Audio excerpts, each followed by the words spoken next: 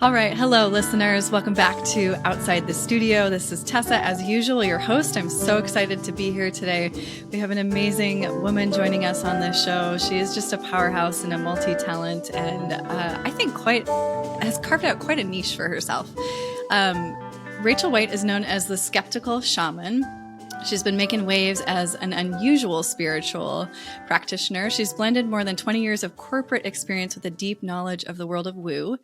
Rachel's the host of the Skeptical Shaman podcast, the owner of Totem Readings, which is an Austin-based spiritual practice. And she's also the author and publisher of the Totem Tarot deck and the Totem Flower Essence deck. So I'm super excited about today's conversation. There's a lot of different directions this conversation could go. I have some specific questions in mind, but Rachel, I just want to welcome you to the show. How are you today? And thank you so much for your time. Thank you. I'm actually really good today. It's my favorite time of the year. It's spooky season. As I mentioned to you briefly, it's my dog's birthday, classic only child stuff. So we're very indulgent with him. And, you know, having moved to Texas from Chicago, I just love when the weather gets a little cooler and that sun goes away for a little bit. It's actually very restorative to not be in the constant yang of summer sunlight. Mm-hmm. And when we first moved here, I remember being like, oh, well, this sun, I'm getting so much done. I feel so energized. And then I quickly figured out that I don't have an off button for that myself, like internally, now that I work for myself. So I've had to really put some discipline around, you know, not doing all the time and sometimes just being. And I think cloudy October days give you a little permission to do that. Yeah. Oh, that's so wise to notice about yourself. And I also think, well, I wonder about your experience in the corporate work world, transitioning to working for yourself, if that was a really hard transition in terms of setting those boundaries and learning how to take time off. And you know what's weird about it? Because I had a pretty aggressive couple of jobs in my last few roles where you were pretty accountable in a truly meritocratic way. So if you weren't performing, it wasn't going to go well. And this is just different in a variety of ways that I expected it to be different, but not these ways. One thing I would say with the self-care piece and boundaries is when you're interacting with quite literally in a year, 1,000+ people. You know, I have an Etsy shop. I sell handmade herbal tinctures. We grow everything right out there in the garden. We smashed a few pumpkins for the chickens today and they're foraging around. And when you interact with that many people and you don't have an HR department and you don't have in-house counsel and you don't have, let's say, a manager to run interference, like it's kind of on you. And there's no like court, if you will, to adjudicate when someone's being dysregulated with you. Usually a stranger, by the way. My clients are just fantastic, but I've had to really dig deep some days. And I'm a little addicted to being productive, which I think is what drew me to a lot of these tools to begin with was, personal development and self-awareness, but like productivity and, you know, stepping into personal development, getting better, faster, stronger, whatever that is. Mm-hmm. And taking a day off because I've had a stressful interaction I wasn't anticipating that seemed to come out of nowhere is tough for me because it feels like I'm slowing down because of someone else's behavior. And I've had to just embrace humility with it and be like, but it doesn't matter because I need a timeout kind of a thing. And I just bring this up because if anybody has a small business and you're online, there's a new trend of like people reaching out to you and being like, I'm going to write you a bad review if you don't give me a free service or session. It's kind of, it sounds dramatic to say extortion.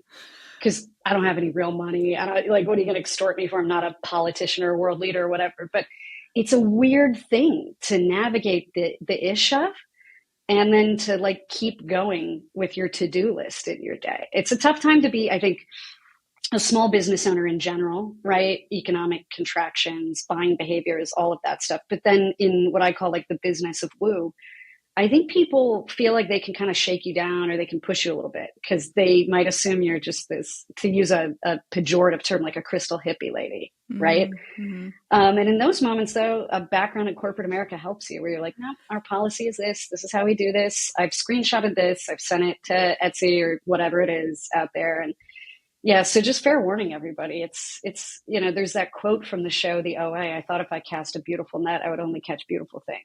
Mm. Yeah. Well, a little bit of naivete on my part, I think, that I've had to navigate through. Yeah. Well, and I mean, I think there's a certain amount of grit that comes with the that transition from corporate America to being an entrepreneur, small business owner to, well, the thing that I've been thinking about lately is to know when to keep going. Yeah. What is the breaking point when you're on the precipice of being able to support yourself as an entrepreneur, and how do you know when it's time to quit, if it is time to quit? And I think there's something to be said for quitting, because our culture is not a culture that celebrates quitting. So I wanted to hear a little bit on that thread, a little bit about your decision to move from corporate America to betting on yourself, in essence, right? Well, I was doing totem, if you will. I had my business, my shamanic practice for over a decade while working in corporate. And I wasn't, it wasn't a secret really with anybody who knew me. This was kind of my thing I did on evenings and weekends. And I would see clients, or I'd go teach what we call a shamanic journeying meditation workshop. That's the shamanic technique for reaching spirit guides and totem animals and all that. So I was doing this the whole time, and I planned on quitting. I had written a resignation letter. I'd gotten a commercial space in Chicago as my, to do Reiki attunements and group workshops and things like that, and was all ready to go. And of course, being passive aggressive about it, I waited and waited until after, big trip to Turks and Caicos after my bonus, So by the way, I'm not that brave. And it's important to be transparent about this stuff. And the day before I was going to quit on a Friday. We all got laid off. Oh, wow. And it was, can I tell you, my boss thought I was having a stroke or something because I was so happy. I had been trying to manifest being in the first round of layoffs and getting a golden parachute the whole time, because I was like, I don't want to do this. That industry, like most industries, is just at a hyper commoditization phase where it's a race to the bottom. It's just layoff after layoff, trying to get people to do 6 people's jobs, now 10 people's jobs. And if you don't like it, what are you going to do? The job market is not great. And I was like, this is not going to go well, especially into COVID. I left right at the start of COVID, and he was like, are you okay? I was like, yes. And I moved that resignation. I'll never forget. I had a pit in my stomach, like when you watch someone skydive or something.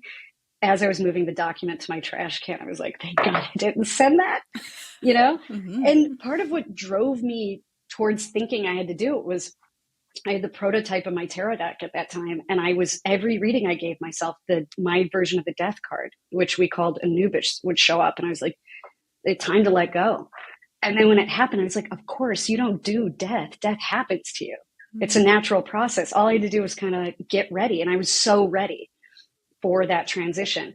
And you couldn't be unemployed at a better time with a better deal than me. So that softened it. So honestly, when people say to me, you were brave, I go, no, I wasn't. I got laid off, guys. This was really somebody was looking out for me. But I will say I've had other moments of relative bravery in the intervening years. When you have a negative experience or a really stressful week, and there's no coworkers to talk to even commiserate with, kind of. My poor dog, I probably owe him money for all the therapy sessions. He probably needs to go to therapy listening to me. But there are a lot of moments where you want to tap out a little bit, just little moments. And to your point, I try and do a thought exercise of, is this really that bad? Is this unendurable? And then what parts of it are good? And spirit looks out for me in those moments. I had one of those, what I referenced on Etsy this past week, and none of my clients knew about it yet. And for some reason, 6 of them had sent me incredibly thoughtful gifts. I mean, one of my clients, Terry, made me a set of runes herself. Mm-hmm. And I'm part Native American. She sent me a Native American herbalism book from the tribe on my father's side of the family. And really heartwarming, tear-inducing stuff. So immediately you shift to gratitude and you're like, yeah, it's not bad. We just have such a negativity bias. Mm-hmm. And I think too, with the internet, and Etsy, it's a marketplace, but it's a social media platform. It is, it's people can anonymously really kind of come for you in ways that impact you. If your review score goes down on Etsy, you lose status. They don't feature you in promotions. They don't show your products to people shopping online. So there's real consequences. And it can get weird and overwhelming in a way that corporate never was. Because at least if someone was coming for you corporate, you knew them. You knew why. You could look them face to face. You could have real conversations about it. And but the positives greatly outweigh the negatives. They really do. I just can't go at the pace that I was going at before as much. Sometimes you really do need to take a minute or afternoon or day to process energy. and release it, or figure out how, like I do a lot of writing, figure out how you feel about it and kind of land the plane on it so the energy can move through your energy body. That's so wise. I love that perspective. I also think having an in-house job, a safe job right now, is not safe. I actually think having your own thing is a hedge against the market. It might not seem that way. It might seem more high risk, but at least I'm in control of this, right? So if I want to push, if I get new big ideas, if whatever, like there's no ceiling on me and what I can possibly do. Whereas, if you're working in a job every quarter, you're looking, is it November 4th when earnings come out? Am I going to get laid off? It's scary no matter what right now. So there's a great quote that I used in a workshop recently, which was like, choose your hard. Like working full time for somebody else is hard. Working for yourself full time is hard. Choose your hard. Right. Yeah. Oh, I love that. Well, I have one more question about, I think around the intersection of business and spirituality. And because to help me understand, I think I understand this correctly from doing a little bit of research on your background. Have you blended when you were in the corporate world, or do you bring practices like tarot and feng shui into corporate settings? And what does that look like? I don't work with corporate clients right now, primarily because they just don't have budgets for fun. And I'm not even trying. But I do have something I do, and it was by request. Actually, it's pretty funny, called Business of Woo Mentoring. And, we incubate new brands and business ideas, but with a spirit-led approach, which I used a lot. I didn't tell people this, but when I was in corporate, one of my roles was head of knowledge and innovation. And to do innovation work, you have to kind of drum up some ideas from somewhere else, right? There's a great book that David Lynch wrote called, Catching the Big Fish. He's a transcendental meditation guru. And his whole thing was like, if you want to catch the big fish or the big ideas, you have to go to the deep waters, and meditation or these meditative practices bring you there. So it's interesting that people view someone who might work in corporate or be a shaman as very mutually opposed. Like it's anachronistic. It can't possibly coexist. But most of my clients are people with big boy, big girl jobs. A lot of them are medical doctors, lawyers, and they go into the spiritual coaching program with me, which is all like individual one-on-one work, which is why I think they're drawn to it, because they want to remain somewhat anonymous with their weirdness, which is fine with me. And then the Business of Woo piece, we start that work with shamanic meditation exercises to see what spirit's telling us. And we kind of go on a little scavenger hunt and pick up clues, and you get to the end result a lot faster than if you were to the last thing I want to do, and anyone should ever engage me for, is like accountability coaching or getting your stuff into a spreadsheet. Like, what a nightmare. I just wouldn't be good at it. And also I think we know how to do that already. Our whole society is built that way. If you want to do something woo, why not use the woo? It's a little bit more integrated that way and a little bit more interesting. Yeah. And I want to go back to something you said earlier about this time of year, which I so resonate with, that inviting in I kind of think of it as like my hibernation period, because I definitely feel that want to slow down. Whereas all summer long, I'm like, go, go, go. There's never a free weekend. It's very yawn energy. And when I start thinking about this time of year, it's the end of the year, right? So when this podcast comes out, it'll be the beginning of December, and we start thinking about maybe New Year's resolutions, what's going to happen next year. I know there's a lot of kind of anxiety, I'd say, and stress around this being an election year. With every election, I think there's a certain amount of this. And whether or not you're paying attention, this year might feel a little bit more contentious than others.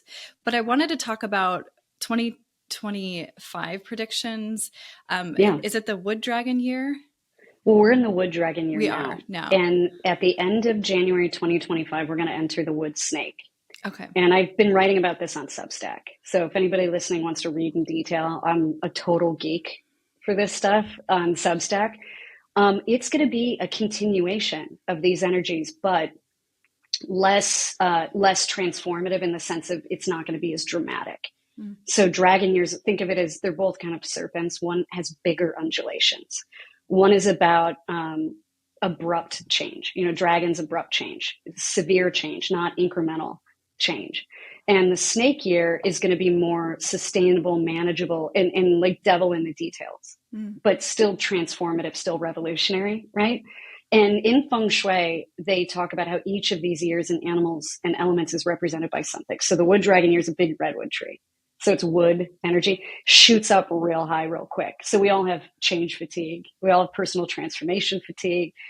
In, Western astrology reinforces a lot of this. I have friends who do that and they're like, it sounds exactly like our shit with Pluto and stuff. Mm-hmm. And at a certain point, you're like, God, I'm done with personal transformation. Like, let's roll. Whereas the snake year is going to be sort of like a fig tree or an olive tree. So lower, doesn't need to grow as high. It's more lateral and it's fruit bearing. And so snake year is going to be really good for, number one, people who did their work in the wood dragon year. Dragon doesn't like BS at all. So if you're an authentic practitioner, you're in your integrity with your work, you really love this stuff, you're not just trying to make a quick buck or like, become an influencer life coach or whatever. You had a good year. It was long and tiring, but you had a good year. Next year is going to be even better. Mm-hmm. And there's a real focus in the wood snake year on medicine, food, herbalism, and the transformations happening there. So even discussions like we've had in the last 24 hours on social media around, why do we fry fries at McDonald's in seed oils instead of beef tallow? That's like a little preview of wood snake energy, of learning to backyard garden, herbal remedies instead of maybe looking to more Western traditional like pharmaceutical drugs for things within reason.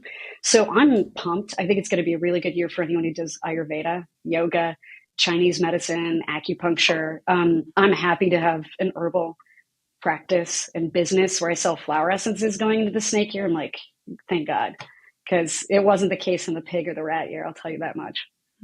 So interesting. I'd love to talk a little bit more about herbalism and flower medicine. We briefly touched on it before we hit record, but how does that differ from something like psychedelics? And just tell me a little bit more in detail. Yeah. Everybody, when they hear the word shaman, they're like, so you do drugs? I'm like, well, yeah, but not that way. Of course I do. But also being a shaman, it has very little to do with psychedelic plant medicine ceremonies. That's like a small function within it. And if you know any of those people, if they're good at their job and they're sincere, generally you have to do a lot of work ahead of time and during and afterwards. There's a ritual ceremonial piece to it. It's not just hanging out at your friend's place in the suburbs doing ayahuasca and throwing up on yourself. There's a really funny JP Sears video of him making fun of that, by the way. It's pretty good. And so what I do within shamanism is a bunch of things like divination, all the work I just mentioned too with clients and things like that. But I'm trained in what's called European herbalism only because I wanted to grow the plants I used myself in my garden. And I'm not going to have that much luck growing the Chinese and Ayurvedic herbs as much as I am things that are like what we would even consider kitchen herbs or powerful medicine. And I make them into flower essences, which are 80% water. So what it's really designed to do is not like be an herbal tincture or, like a parasite cleanse. It's not harsh like that stuff, but it's meant to imprint kind of like the vibrational energy or the quote shamanic medicine of the plant onto your energy body, the analog of use, so that over time you're shifting in the direction of where you want to be evolving, right? So today I pulled a card. I have an oracle deck with the plant medicines flower essences in it. And I pulled Time is on my side, which is what I named the Time flower essence, mundane little thyme. You can get it at Whole Foods, right? And I was like, thank God, I do need what I would call time having this. It's been a lot of demands on my time lately. And that was a nice little sign of like permission to slow down a bit and take advantage of that. And thyme flowers, rosemary flowers, basil has flowers on it. I don't think people realize those are true flower essences with blooming flowers on them. Yeah. Yeah. Well, in the process of making that into like a tincture, is it, I'd like to hear a little bit more. I kind of geek out on stuff like this because I like to make Me too. my own blends too, but I haven't gone as far as you in terms of growing my own and then making the tincture from scratch, from seed. Well, I'm a little nuts. I have a lot of issues with like, where do things come from really? Yeah. So my husband's a chef and he's a whole food chef. And he's the one years ago who got me on like, don't eat seed oils, don't do this. This red dye is actually an industrial chemical or, so he's deep geek on all of that. He's really educated me. So when I wanted to make flower essences, which started out just as like a gift for clients, just really an experiment, I knew I wanted to grow them from seed because I knew I could buy organic non-GMO seeds. And I knew that if I gardened, there wouldn't be chemicals. And it's a total pain in the rear end, by the way. There are easier ways to do this stuff, but that's my life story. And I also think when you grow things from seed and it's in the backyard where, I will leave gifts for the fairies, right? And we have chickens all named after Game of Thrones characters. And there's just this energy around it with you tending to it every day, making sure it lives, that gets reflected in the end product in a way that if I had big industrial manufacturing plant, or I'm not sure that it would. So yeah, we wait until things flower, then I go out and I hand harvest, and I leave flowers for the pollinators, for nature, so that the garden doesn't kind of go through its own little collapse of its little ecosystem. And bring them inside. I put them in mason jars with grain alcohol, and they sit in a dark closet for about 6 months at minimum, and then come out, filter the flowers out of it. And that's about we call that the mother. Sort of like the mother of a cider or a sourdough starter or something. And that's 20% of the end mixture that goes in the bottle. And the other 80% is just filtered water. So they're really approachable for people to use. That's why I wanted to do flower essences instead of like harder core tinctures or teas and things like that. Because people have physiological reactions, like inflammatory reactions to some herbs. People are allergic to different things. I'm deathly allergic to mold, for instance. So I always have to keep an eye on that. And they're just a gentle form of plant medicine. And you'll just notice this weird, I don't know how to even describe it, almost like a nostalgia.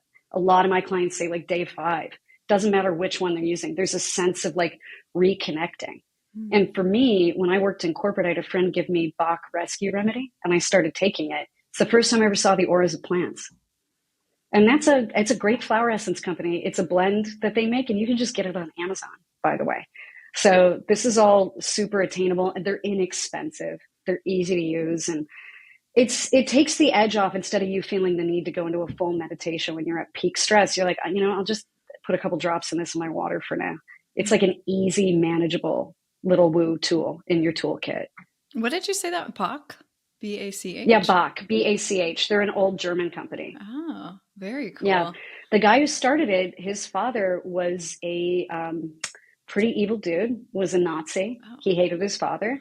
And his father worked on, quote, medical experimentation and vaccines for the Third Reich. And he hated everything that represented, and sort of the industrialization of medicine in this harmful way.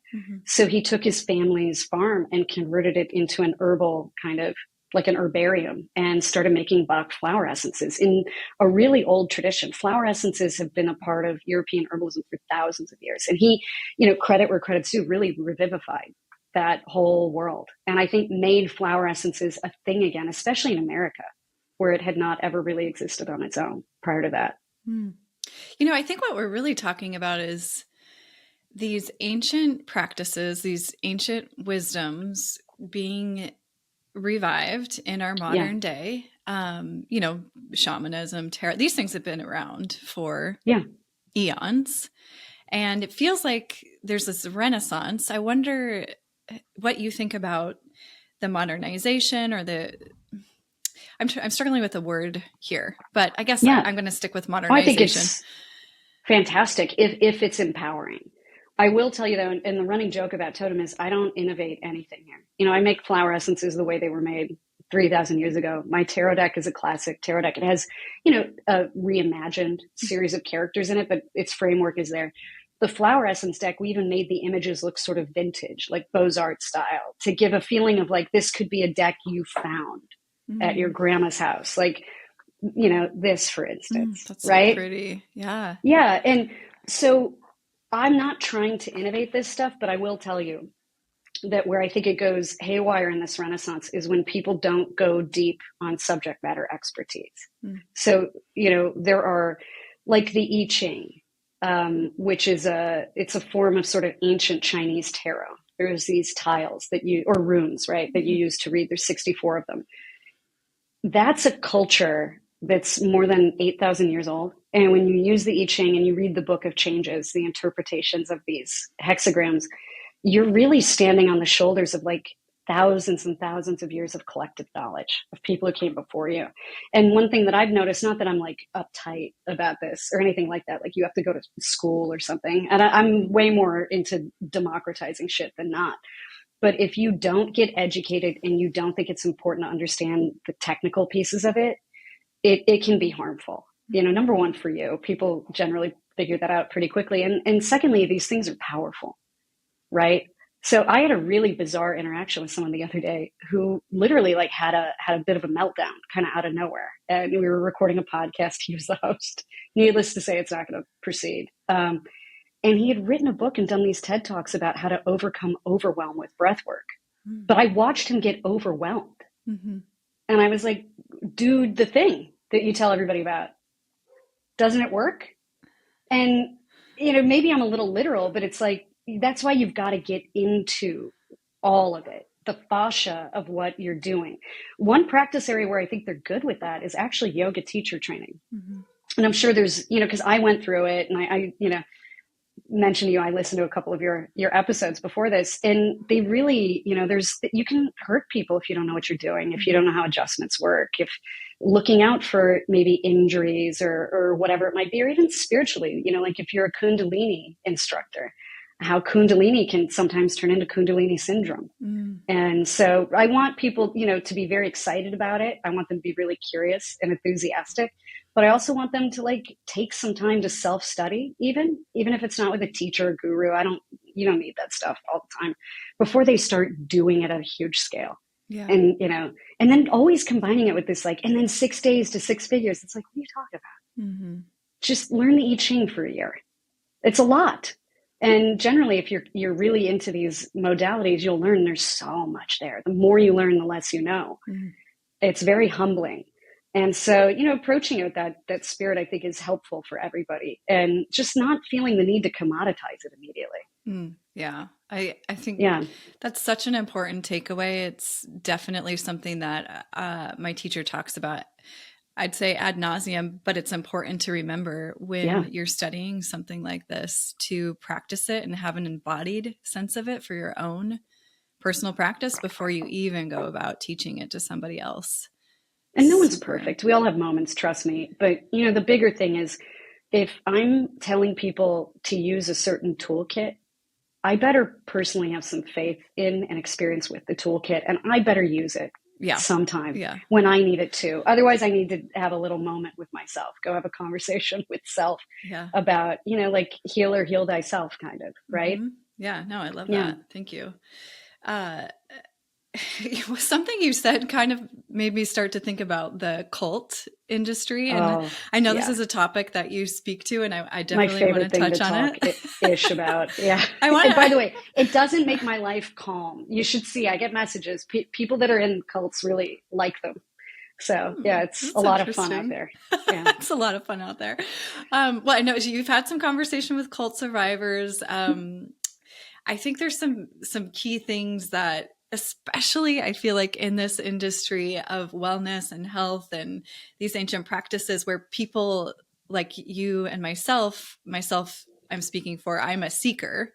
And I think especially when I was young, I was so naive and also seeking, which it leaves you with a certain level of vulnerability to. By the way, me too. You know, working in corporate, I thought the people who did this were all the good people. I was really naive about it. Exactly. Genuinely. Yeah.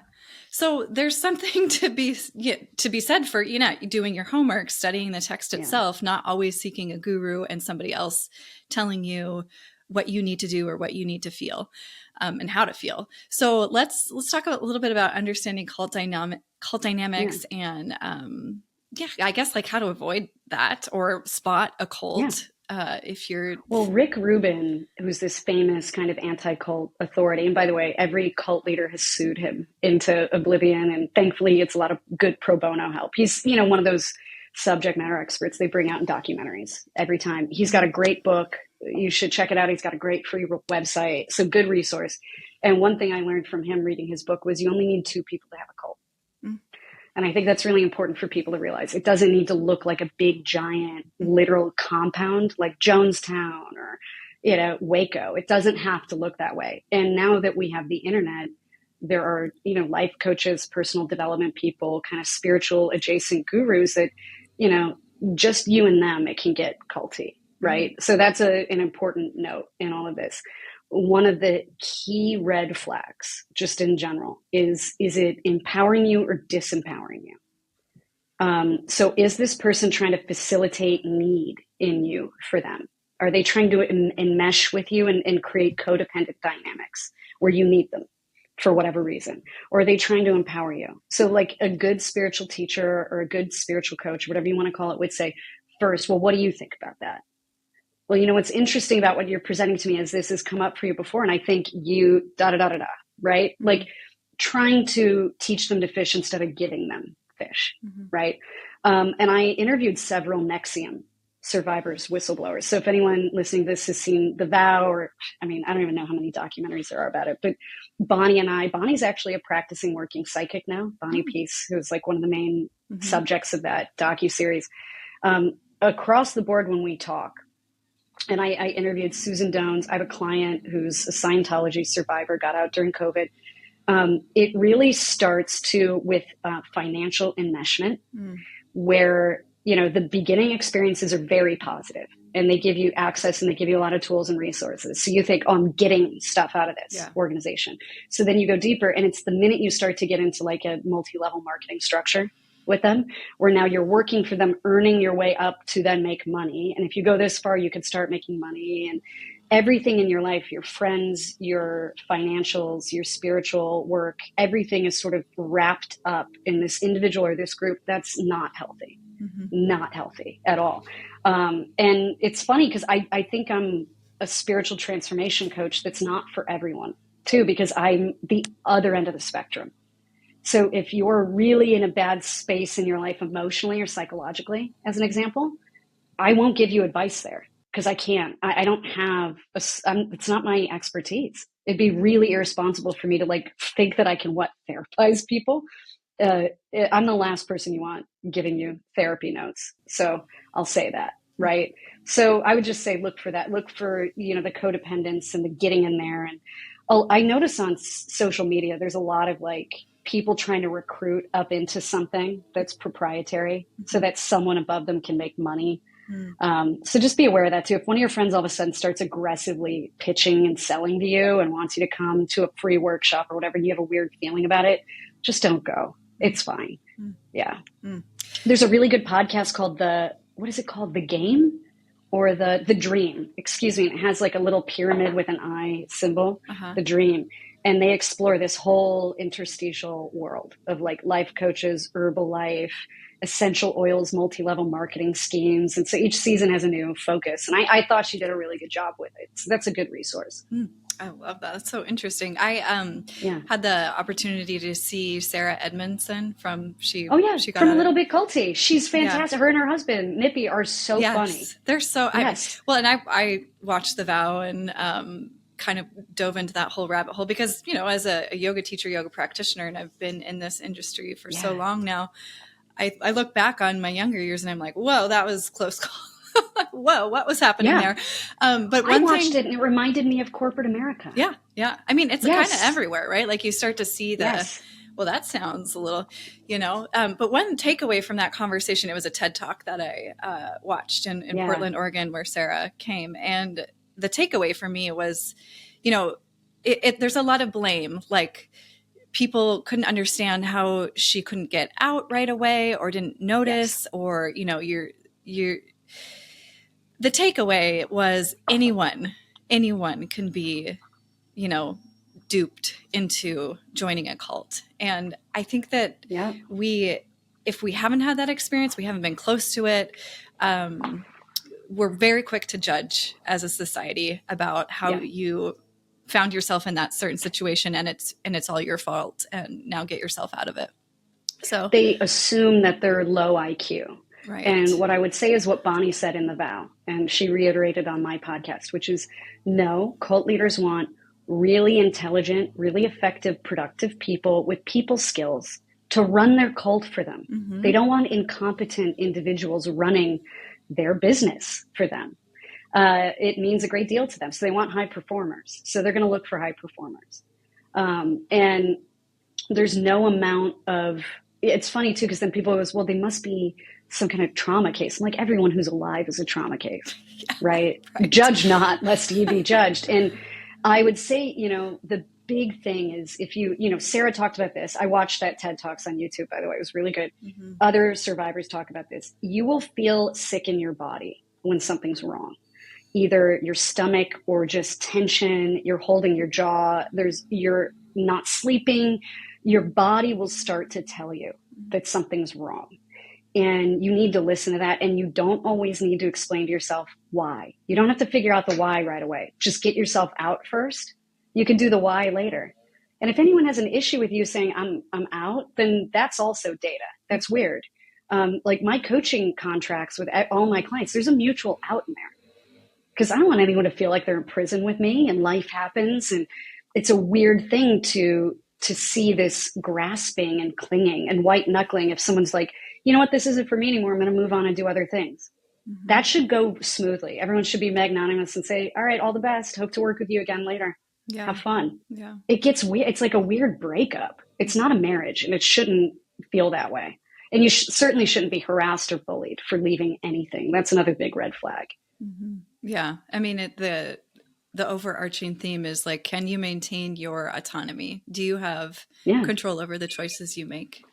And can you act on them? And a lot of these gurus, like Keith, got endorsed in public on stage by the Dalai Lama for being ethical. Right. Okay, being ethical. Someone who's serving 120 years in jail for human trafficking and statutory rape.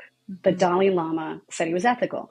And I just want people like Oprah platform John of God, who raped hundreds of women and sold the babies in Brazil. Like, that's wild to me. And she still has never apologized or said anything about it, which I think is interesting. So just because there's a big celebrity next to them or whatever, don't take that to mean anything. That's another big one. I mean, it's almost even a little suspicious. I almost kind of go, I don't know about this. What kind of network, Well, they paid the Dalai Lama. You can pay him to do that. Oh, and the Bronfmans, it was several $1 million. It's been reported. I mean, I wasn't there personally, but they have a profit motive just like anybody else. They take money. Mm-hmm. Yeah. This is kind of going into the realm of now I'm just following the breadcrumbs here. Now I'm kind of thinking about like conspiracy theory and doom scrolling. And one of the habits that I'm trying to break right now so hard is getting on my phone before I go to bed at night, and an hour goes by and all I've done was just scrolled through Facebook or Instagram and things that make you feel bad. Yes. And then even if they're informative and even if they're true, by the way, not even assuming they're false, they still make you feel bad. I know exactly what you're talking about. Well, so do you have any suggestions about breaking that habit, not even letting yourself go there? I do, because I have been relentless in my overt hatred of Instagram and social media. My running joke is because I got on it just a few years ago when I self-published the first deck, the tarot deck, because I have like a fiduciary responsibility to my own business kind of a thing. Yeah. But I never liked it. And what I would say is it's price of admission if you're a business owner or a woo-based kind of practitioner. Just think of it as like a website or a business card. So I get on there and I post and I ghost. I don't respond to messages. If you need to reach me, email me or send a note through my website. I get that. So I don't like conduct business there. I don't communicate with people and I don't consume it. And what I've had to do for myself, because the blue light on the screen is designed to be addictive physiologically to your brain, like a slot machine. Yeah. It hacks our biology in our biocomputer. It just does.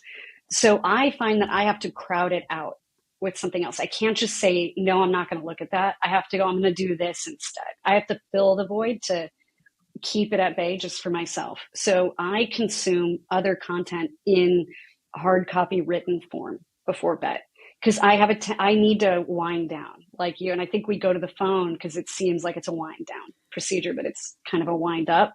So I read books. I read weird stuff. Right now I'm reading a book called The Trickster and the Paranormal. It's like an academic look at shape-shifting metaphysical phenomenon. Cool. Because that blue light will also screw with your pineal gland and your, what do they call that? The system that manages hormones in the body. I'm brain farting on the endocrine system. Thank you. Yeah. And I'm prone to insomnia anyway, because I hear dead people at night. I go to bed with earplugs in and stuff. Like bedtime's not that chill for me. So I don't need that. I don't need to be all screwed up in my circadian rhythms either. So I replace it with things that I find really interesting. And I'm getting way more militant about digital detox. So entire days away from messaging, which if you're an Etsy shop owner, which is a big part of my business, is challenging because Etsy obligates you to respond within 24 hours to a message. Yeah. So how do you do that? What's your process around that? Well, anytime someone messages me there and it's not essential that it be there, I take the time to educate them on how Etsy sees Etsy Messenger as being like for acute issues with orders. So like something's damaged or it's lost. Mm-hmm. So if you want to message me about anything else, every time I go on a podcast, people get excited, which is great, but Etsy Messenger is not a good place to message people. Mm-hmm. Find their website, my email is everywhere. You're welcome to email me. So I'll provide that. And so I think, I'm trying to talk to people about it. And then also, if I really need the time, and this is sort of terrible, but I'll put the shop on vacation mode, which means you can't make any money either during whatever that is, 24 or 48 hours, right? And that's just a reality. It's one of those things like at the beginning of our discussion of where's the give get here, because it feels like all roads converge to burnout. If you're a small business owner, you're expected to be everything to everybody. When you list the stuff people do, it's like, how does one person do that? It's like, because they have to. Mm-hmm. So take it easy on them, number one. And number two, if you're the shop owner, the only thing you can control is you. Mm-hmm. So I also try, because, there's only so much you can really do with that boundary. I microdose. I, grow my own mushrooms just for my consumption. And if I'm feeling, the game operation, where like if you touch the guy and it would buzz, if I'm starting to feel that way in my physical or energy body, that's a sign that my nervous system needs a break. I'm the only one who can give that to me. Put the shop on vacation mode, put an out of office on, and, do a couple grams in the backyard and reset my nervous system. Yeah. It's most people I know who are doing this are taking a few months off. I take December off every year. They're taking their time off. They're transitioning clients to other providers and stuff because it's a lot right now. The energy, people are not doing well. And generally people seek out healers when they're not feeling great in a good year or in a good, when society's not a pumpkin spiced dystopian hellscape like it is right now. Right now it's an 11 out of 10 on the volume scale. So realizing too, you can, for me, I'll just speak for me and let me pivot. I can only do what I can do, and I can do less now because of the wear and tear than I could 4 years ago, 2 years ago. So just getting real about that too, and going like self-care is almost a full-time job now in this. It just is. Yeah. Yeah. I think that all roads lead to burnout in the life of the entrepreneur I definitely have experienced that. I actually haven't spoken to anyone who hasn't in this industry. And like you, I'm trying to figure out, well, I haven't nailed this piece yet, but how do I take something like a month off? Because I think about the greats, like Georgia O'Keeffe would go and summer in the country and she wouldn't produce anything. That would be her dream time and her imagination time so that she could go back and produce work. So it just feels like the US dollar was worth 100% more in its spending power when Georgia O'Keeffe was alive than it is now, just so you know. This is part of the issue is, inflation is theft. It means that, I looked at a chart. You have to make $286,000 now to have it be the equivalent of $80,000 in 1990. Wow. You're not making that up. That's why you feel the way you do. Mm-hmm. So outside of just the normal running a business stuff, there's that piece of it. And then doing something in this space with people that are like, heal me, I need you, da, da, da, da, da, da, da, da. It's extra right now. So it's kind of like walking through fire, man. Yeah. And I know that sounds histrionic, but I've had really stressful big girl jobs. This is wild. Yeah. This is like, you better really love what you do. You better be obsessed to the point of fanaticism about the thing itself, right? Otherwise, good luck sustaining this. And also you have to have a little bit of a nihilistic piece of you where it's like, I love this. This is my life's calling. I'm going to tie myself to the mast of the ship. And if it sinks, it sinks. Yeah.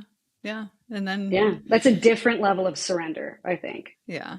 Well, I think that's the thing that I'm trying to figure out for myself and, just anyone that I talk to in the industry. It's like, well, how do you know when you've tried everything you can try?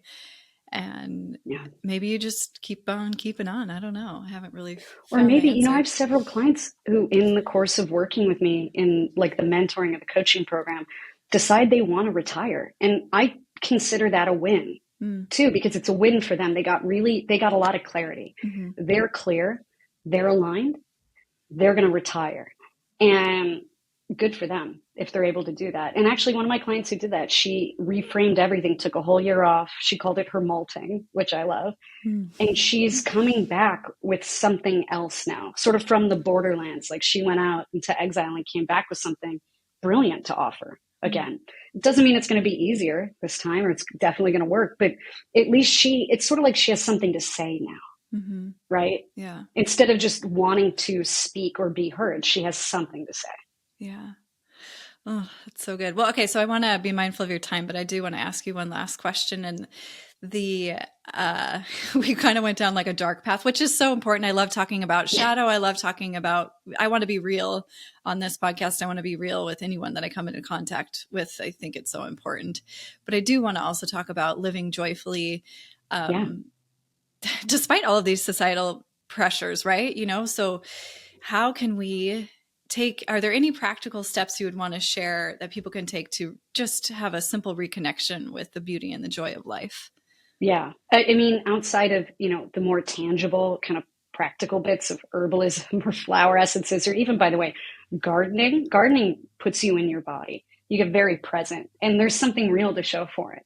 At the end of the day, you're like, look, I have herbs, I can eat food or whatever it might be. But outside of that, the thing that really has been helping me, and why I'm sort of like bizarrely buoyant and optimistic, is spirit is real. The realm of spirit is actually real.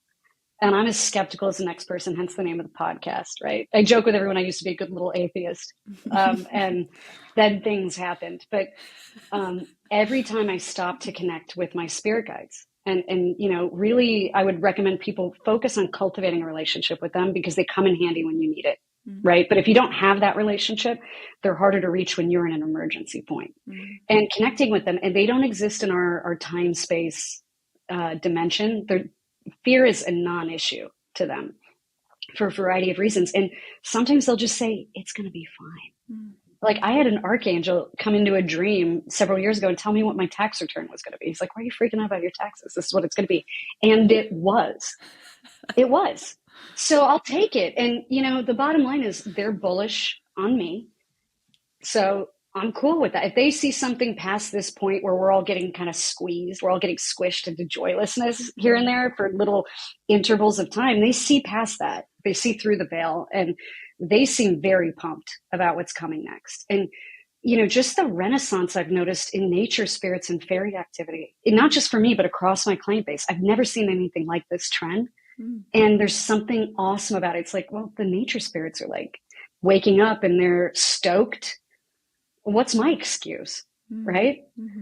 So connecting with that other world, I think, really helps us get out of the minutia of the day to day. Because if you just look on Twitter or Instagram, you're like, oh my God, this is a flaming sinking ship. And it's just not the case. It really isn't. There's, that line from Macbeth, like, transport me from this ignorant present. When we just look at all the worst things that could be happening, it takes you out of other possibilities. And also, like, just go for a walk. It's really not that bad. Go in your neighborhood. What's happening? What's so bad with, your immediate life right now? At no other point in human history were we expected to care about every simultaneous tragedy in every part of the world as it's happening. That's unsustainable. And it's not to say you shouldn't care, but what are you doing about it then? Too? Because if you're just stuck in the ruminating in the despair, the hopelessness, that's bad for everybody. So if you want to take action, take direct action in your own neighborhood or what, like get going on something, or stop looking at it. It's a bit like picking at a wound or something. It's not good for you. That's so good. I love that. Rachel, thank you so much for joining me today. It's been really, this time just flew by. I want to make sure people know how to reach you, and I will make sure all of your links get into the show notes. But is there any one place you love to connect with people? You said email. My website. Yeah, totemreadings.com. You can submit a contact form. My email's right there in the header or footer or something. One of the two. It's very easy to find. I'm really responsive that way. because I sort of can organize it and respond thoughtfully instead of like, on my phone, walking my dog, or I try to like sit and be present with messages. So that's the best place to find me. And the Skeptical Shaman podcast is coming back in December. We released a bunch of episodes for paid Substack subscribers as a thank you to them. So those are going to start coming out later in the winter, starting in November. And yeah, hopefully you like the podcast. It's funny because we tend to go dark, but also not. We have a lot of laughs, and we always end it in a really buoyant way because it's like, well, good, we had an honest conversation, so now we can have fun. Yeah. Yeah. Yeah. It's important to do both. I think it's so important. I think we forget, it's easy to push away. Oh, I don't want to feel that bad. I don't want to feel that sorrow. I don't want to feel that grief. I don't want to feel that anger. Anger is the big one we don't want to feel. Those are all the way that our body talks to us, our emotions talk to us just as loudly. If we're not paying attention to why those things are coming up, we're really living half of our life. And a lot of people who do what we do for a living feel compelled to always put on a happy face because they are worried that if they're a little less than toxically positive, that you're not going to want to work with them. So that's their profit motive showing up in their behaviors that are client facing. And I just choose to be, an HBIC on wheels, know thyself. We all have our own unique path to spirit, and mine happens to be a little bit more black-pilled. And that way too, if you work with me, you won't be shocked. This is what it is, actually. Yeah. It's refreshing. I appreciate it. Thank you. It's refreshing to talk to you. Thank you so much. You're welcome, Rachel. Well, everyone, that concludes another amazing episode of Outside the Studio. I hope you enjoyed yourself. I hope you learned something new, maybe remembered something old, maybe felt inspired to apply something to your life. You can hear my dog in the background. She's doing a little happy dance. So Daisy enjoyed it.